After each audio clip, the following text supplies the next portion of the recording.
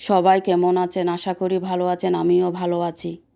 আজকে আমি আপনাদের সাথে শেয়ার করতে যাচ্ছি বেগুন দিয়ে সামুদ্রিক ছোটো মাছ।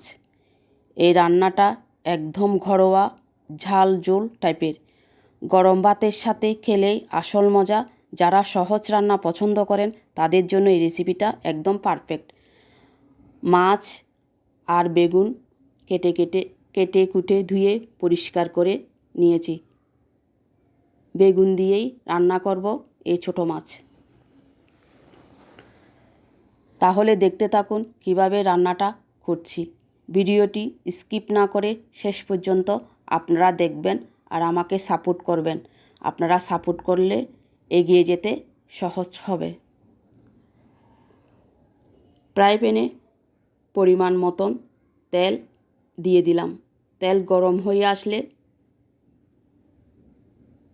হলুদ দিয়ে লবণ দিয়ে মেখে রাখা মাছ দিয়ে দিলাম। মাছ আমি কড়া করে ভেজে নিব। এই মাছে একটু কাটা আছে। কড়া করে ভাজলে রান্না করতেও সুবিধা হবে, ভাঙবে না, খেতেও ভালো হবে। একে একে সব মাছ আমি ভেজে নিব। তাহলে আপনারা আমার সাথে থাকুন।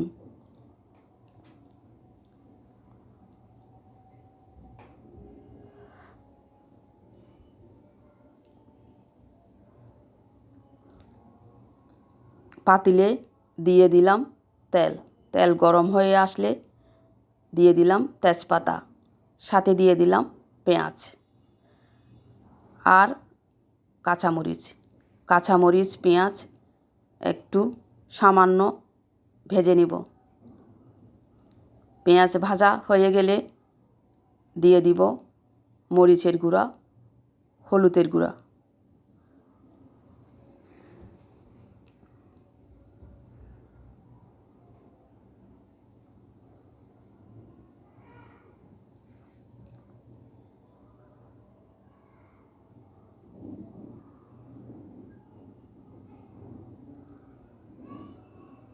হলুদ মরিচ কষানোর জন্য দিয়ে দিব সামান্য গরম জল।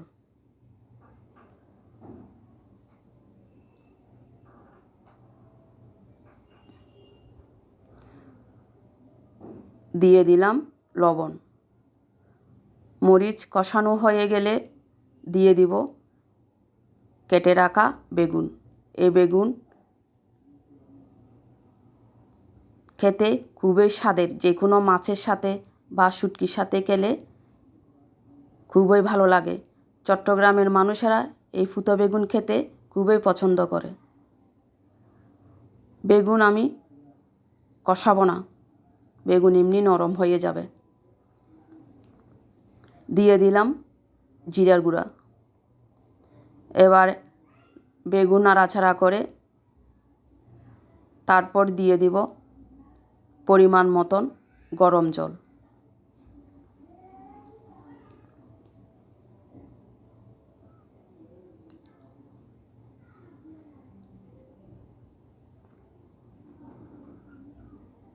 বেগুন আগে একটু ফুটিয়ে নিব, তারপর দিয়ে দিব ভেজে রাখা মাছ।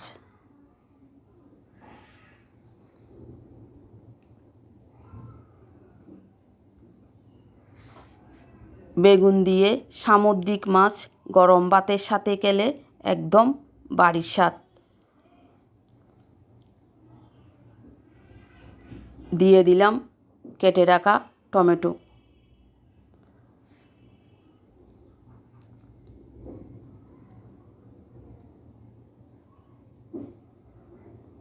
রান্নাটা প্রায় শেষের দিকে।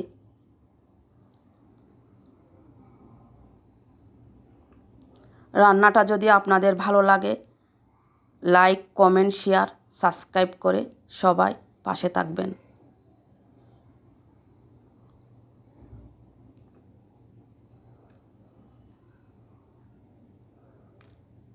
দিয়ে দিলাম স্বাদ মতন লবণ।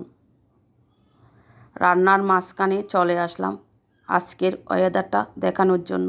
আজকে এরকম হালকা মিষ্টি রোদ ছিল।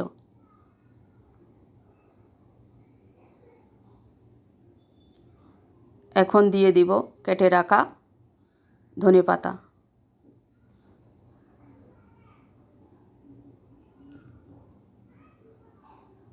এখন আমি নামিয়ে নিব। সবাই ভালো থাকবেন।